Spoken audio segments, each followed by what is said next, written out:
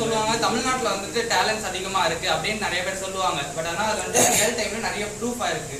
But ஆனால் இப்போ பார்த்தீங்கன்னா நான் வந்துட்டு நம்ம காலேஜ் செஸ் டீம் கேப்டனாக இருக்கேன். ஜோனல்ஸ் வரைக்கும் போயிருக்கோம்.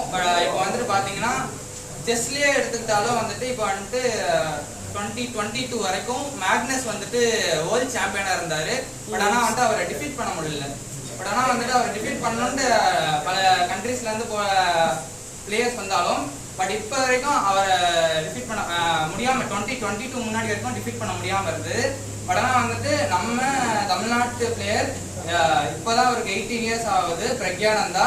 அவர் தான் வந்துட்டு 2022ல ஃபிடே டோர்னமெண்ட்ல மேக்னஸ் அத்தனை வருஷம் சாம்பியனா அந்த மேக்னஸை தோற்கடிச்சார். அது அந்த விஷயம் வந்துட்டு வேர்ல்டையே திருப்பி போட்டுது. அந்த இடத்துல வந்துட்டு எவ்வளவோ பிளேயர்ஸ் வந்துட்டு கிராண்ட் மாஸ்டர்ஸ்லாம் வந்து ட்ரை பண்ணாங்க மேக்னஸ் வந்து தோற்கடிக்கணும் அப்படின்ட்டு.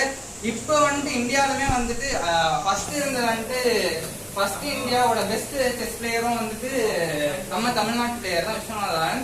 இப்போ இருக்க first Indian player first chess பிளேயரும் வந்துட்டு பிரக்யானந்தா, அவரும் தமிழ்நாட்டு பிளேயர் தான்.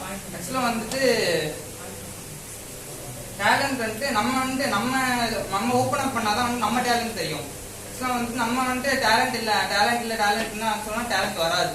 நம்மளாம் வந்து நம்ம என்னைக்கு ஒரு ஸ்டெப் எடுக்கிறோமோ அப்பதான் நமக்கு டேலண்ட் வரும்.